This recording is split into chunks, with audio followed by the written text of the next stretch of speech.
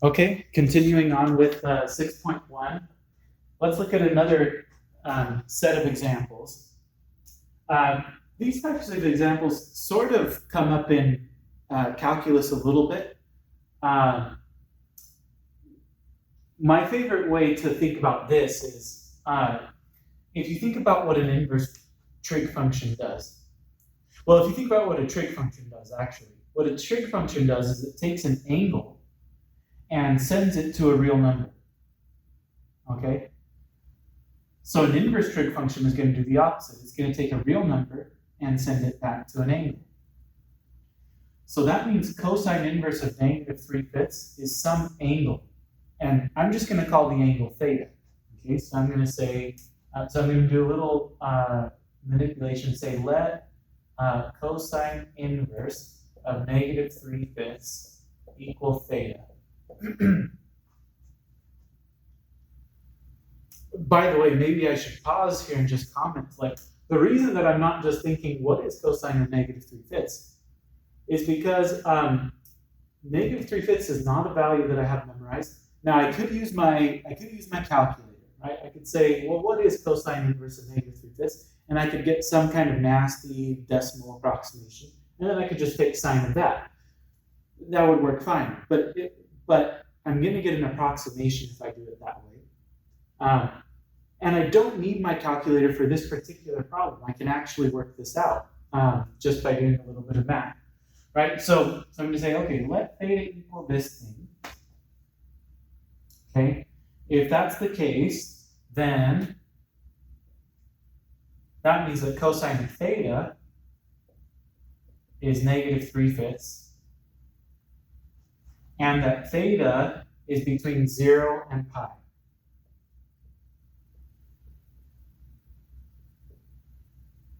Or if you want to work in degrees, you could say 180 degrees, right? 0 degrees and 180 degrees. Okay, so then I can draw a picture. Well, in order for cosine to be negative, you've got to be in either quadrant 2 or quadrant 3. In order for this condition to be met, must be in quadrant 2.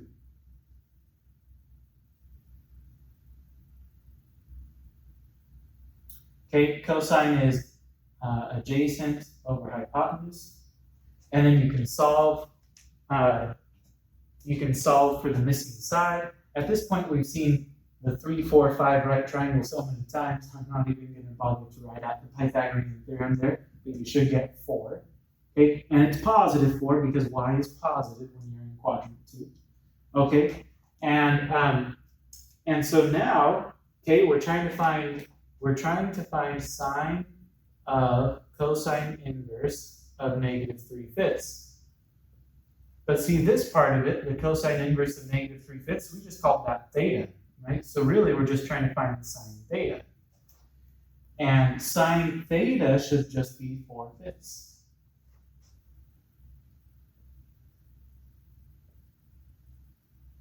Okay, and that's all there is to that.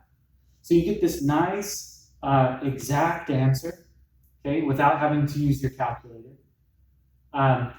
Depending on how nice your calculator is, your calculator may have given you that exact answer. But I think it's cool that we can do this without, using calculators. And a lot of your calculators wouldn't give you a nice answer, right? Anyway, again, like I said in the previous video, I think it's just worthwhile to go through the mental exercise of thinking through the problem.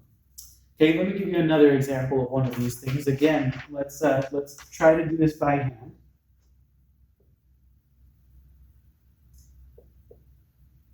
So let's do tangent of arc sine of -12/13.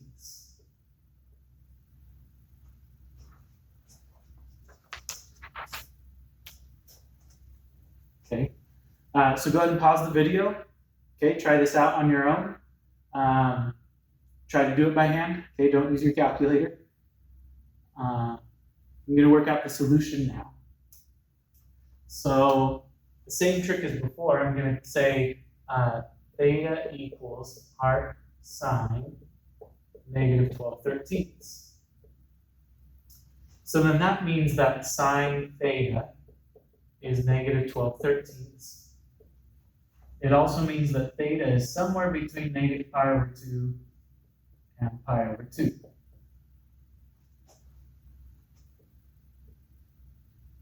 In order for sine to be negative, I should be in quadrant 3 or quadrant 4. But in order for this condition to also be met, I must be here in quadrant 4. In fact, oh my goodness. Let me try again. Let me just try it. In fact, theta is that angle right there. Okay? So it's the negative angle there in quadrant 4. So sine theta is opposite over hypotenuse. You can solve for the missing side using Pythagorean theorem. At this point, I think we've seen the 5, 12, 13 triangle enough times that I'm not even going to use the Pythagorean theorem to solve it. But you can if you want to kind of check my work. Okay. So we want tangent of arc sine of negative 12/13. Well, we just call this thing theta, so this is just tangent theta. Basically, we just want tangent theta, right? Tangent theta should be opposite over adjacent, negative 12/5.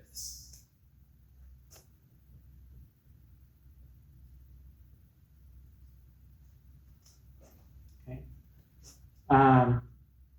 That's all there is to that one. Okay. I want to give you one more. Let me check to see how long this video has been.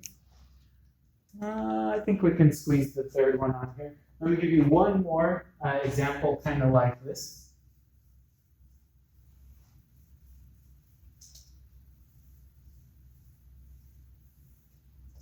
This one's going to be a little bit more challenging, I suppose. But let's do cosine of arctangent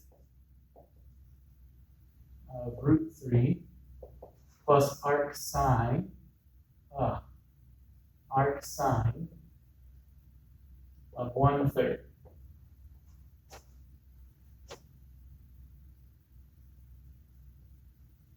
So I'll give you a little hint before you pause the video and try it yourself.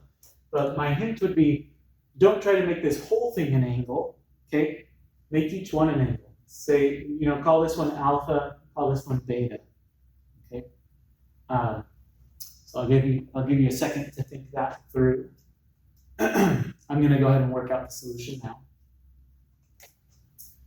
So I'm going to say alpha equals arctangent root 3. That would mean that tangent of alpha is square root 3. And for tangent, the restriction is negative pi over 2 to pi over 2.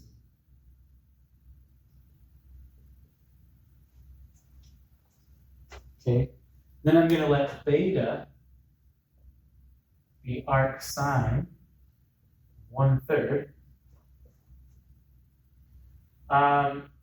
That means sine beta is 1/3,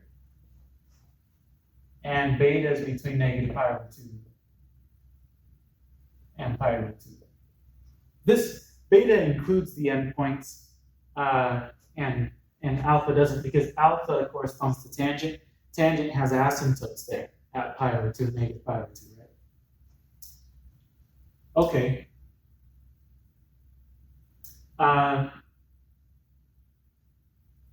So let's draw some pictures and solve the corresponding right triangles. In both cases, tangent and sine are positive, so we must be in quadrant 1 in both cases. So I'll do alpha here.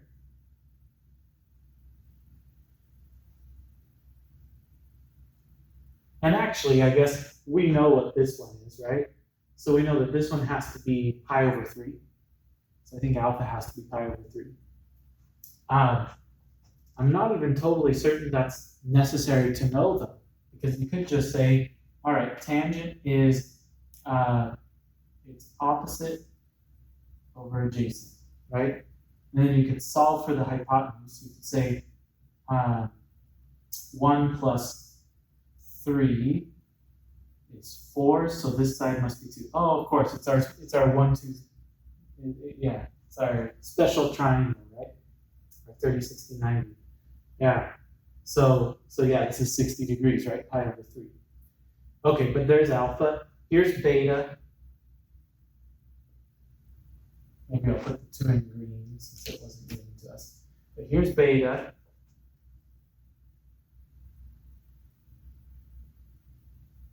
This one we can't do in our heads, right? We know sine beta should be opposite over hypotenuse. I might have to solve for x here. So I'd say x squared plus y squared equals r squared. So x squared is, x squared plus 1 is 4. So x squared is 3. Oh, is that right? Oh, 3 squared is 4. No, 3 squared is 9. Come on. All right. Goodness gracious. Okay, so x is plus or minus square root of 8. That's 2 root 2 if you simplify it. Obviously, we're going to take the positive 2 root 2. Okay? I think we're set up now. So let's see what we get.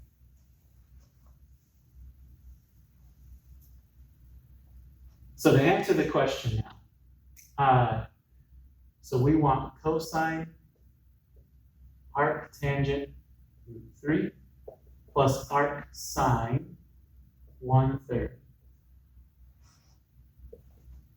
Well, we call arctangent root 3 alpha. And we call arc sine of 1/3 beta. So this is just cosine of alpha plus beta. And then we have a sum formula for that, right? So cosine alpha plus beta is cosine alpha cosine beta minus sine alpha sine beta.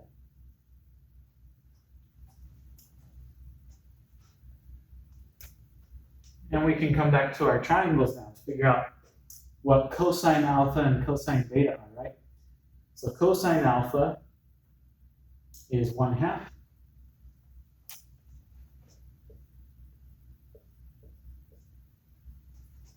Cosine beta, root 2, or 2 root 2 over 3.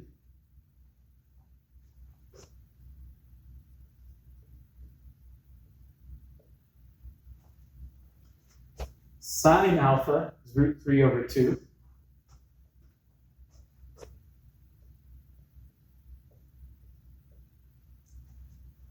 Sine beta is 1/3. Oh, that was actually given to us, right? 1/3.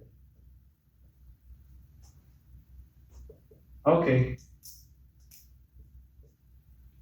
So we get root 2 over 3.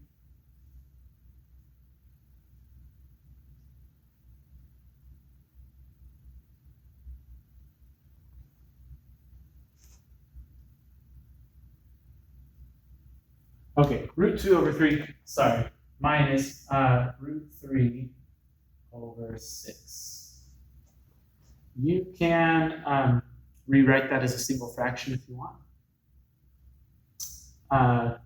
If you wanted to, I mean, I'd be okay with this answer.